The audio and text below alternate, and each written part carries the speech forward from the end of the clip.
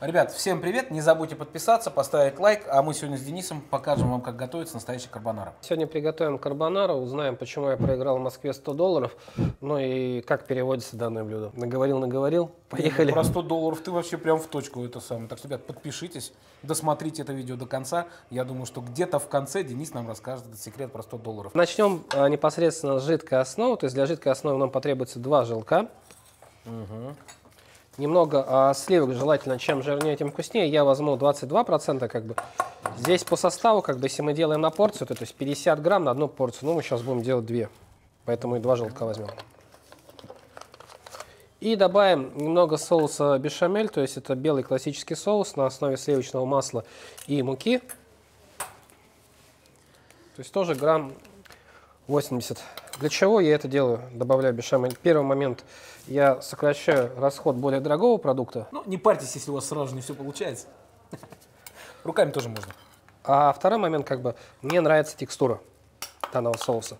Итак, мы добавили желток, сливки, соус бешамель, немного молотого перца, в данном случае черный Тимур может домолоть и чуть-чуть посыпать туда. Да, ребят, пользуйтесь всегда свежим молотом. Почему? Потому что та труха, пыль, то, что идет в пачках, ну, я не совсем ее люблю и не совсем ее признаю. Вот он раскрывается, да? Чуть-чуть соли и сыр пармезан. Если нет пармезана, любой сыр, как минимум 45% жирности, вполне подойдет. Денис, сколько сюда этого перца? Щепоточку, потому что основную часть перца мы дадим в сковородку. Отлично. Все, про данный соус мы сейчас его перемешаем, и можно забыть там на несколько минут. Согласен. Да, можно взять ложку, перемешать ложкой. Здесь как бы венчиком не обязательно эту историю делать. Да, я вам сразу скажу, ребят, рецепт будет в описании под видео. Все популярно, подробно можете приготовить у себя дома на кухне. То же самое. Дальше я предлагаю поделить бекон. То есть нам потребуется по 3 кусочка. Это на декор. Так. И по вот этой половинке я предлагаю как бы все это дело измельчить на кубики, он пойдет у нас в сам соус. Работайте, ребят, острыми ножами. Не ленитесь, точите их всегда. Возьмем чеснок, то есть по одной чесночинке вполне. Но если это вечером и планов особых на вечер нету, то можно и парочку добавить. Перец мы намололи. Да. Дальше нам потребуется вина. Вина белого можно как бы почему один стакан, я не понял. Мы будем в блюдо добавлять. Блюдо будем добавлять. А я думал, сейчас мы винца хлопнем и продолжим готовить. Ну ладно, давай в блюдо. Винца мы потом хлопнем. И порежем с тобой смесь петрушки и базилика. Не особо в труху, да? Просто так маленько? Да, просто крупно. Ага, есть. Пасту домашнего приготовления мы сварили заранее, потому что, скажу так, здесь особого секрета нету. Один секрет я знаю. Пасту не промывают после варки. Ну, за это, скажу так, я поварам, которые меня промывают, я им по рукам бью за это. Вот. А так, на самом деле, есть основной. Варить при сильном кипении, слегка пересоленой воде, потому что сама по себе паста не соленая. И, грубо говоря, 2 минуты не доваривать от назначенного времени. На каждой пачке указано, сколько времени варить. То есть те же самые спагетти, это 10-11 минут, поэтому варите их 9 минут, не ошибетесь. Так, включаем наши духовки. Ну, а возвращаясь к карбонаре, как бы немножко расскажу про ее историю и почему я все-таки проиграл $100. Короче, дело это было лет 17 назад, первое обучение в Москве. Поехал учиться в Москву. Ну и до этого год отработал в ресторане в Томске, итальянском. Ну, мне казалось, я уже всю Италию знал вдоль и поперек. Мой первый итальянский шеф, как бы, он меня спрашивает, как бы, Денис, если отгадаешь, почему карбонара называется карбонарой, я тебе $100. Не отгадаешь, ты мне $100. Как бы. Парень молодой, азартный, как бы, думаю, почему бы нет.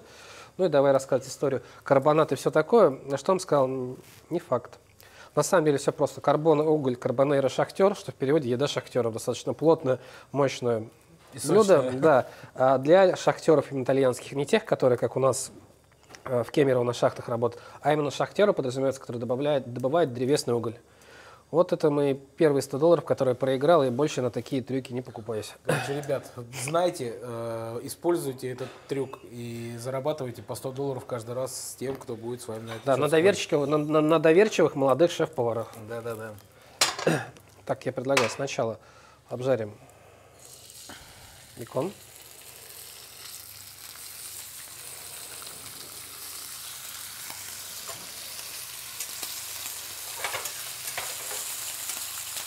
Здесь буквально вот чуть-чуть прижарить, как бы этого достаточно будет. И убрать можно в чашку. Не, он, главное, сам пинцетом работает, а я ножом. Ну ладно. Заметь, у тебя ножом-то прям вообще идеально все отошло. Да. Итак, после чего начинаем следующий момент. Можно еще маленько добавить маслица. Прям маленько. И добавляем бекон. Опять бекон? Да, но уже мелко нарубленный. Перец. Здесь перец прям можно щепоточку. И когда добавляешь перец, самое главное не дышать. Он маленько прирумянился, прижарился. Можно тогда добавить чуть-чуть вина. Позвольте. После вина добавляем чеснок. Так, сейчас работает, наверное, пожарка.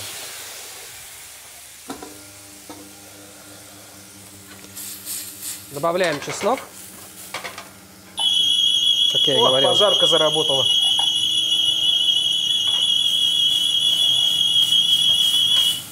Сейчас. Как в прошлый раз. Не, выбирать на самом деле два зла. Если мы включаем прямую вытяжку, нам мешает писать звук. Соответственно, либо работаем аккуратно, либо ждем пожарную инспекцию. Да.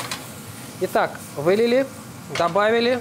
С посолью у нас все отлично. Теперь добавляем нашу пасту.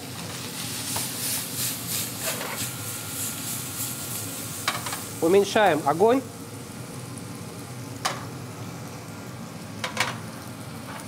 Ну и особенность в чем?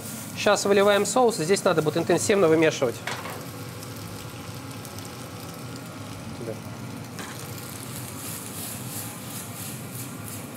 Я даже рекомендую чуть-чуть отключить. Работают профессионалы. Тимур жгет. Жгет, да. Добавим кусочек зеленого масла. Здесь Так. именно особенность в чем? Это сливочное масло с добавлением базилика, петрушки и тимьяна. Для чего масло добавляют перед подачей в пасту? Это как раз, чтобы весь соус остался в самой пасте. Так. То есть, грубо говоря, для эмульсии. Если не добавлять, как правило, кладешь пасту, паста в центре, а соус растекся. Масло сливочное, именно мягкое, не даст этому произойти. Все, наша паста готова. Остается что сделать? Нам это все дело красиво. Выключай вытяжку. Остается. Давай вытяжку выключим, уже больше поджигать ничего не будем. Красиво задекорировать, то есть вот одна тарелка твоя, одна моя. Договорились. Я подожду, пока шеф выложит пасту, а то я тут накидаю сейчас макарон. Так. На одну половинку немножко черри. Отгадаю, давайте. Он песто взял в руки. Да. Точно. Не видел. Куда без песто? Никуда. То есть немножко песто сбоку. Ну и микрозелени буквально одну-две штучки. Больше не надо. Да. А я сделаю вот так вот, как ты меня учил.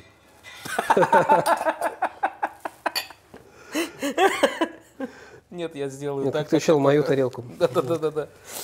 Как ты меня учил, и к тебе в тарелку все, так сказать, и улетело. Круто. Так, наша паста готова. Секрет раскрыт. Предлагаю попробовать. У кого день рождения? Ну, с днем рождения, конечно, поздравляю. Давай будем пробовать мою. Да, я особенно в чем рекомендую всегда, вот, допустим, сейчас вот ложкой.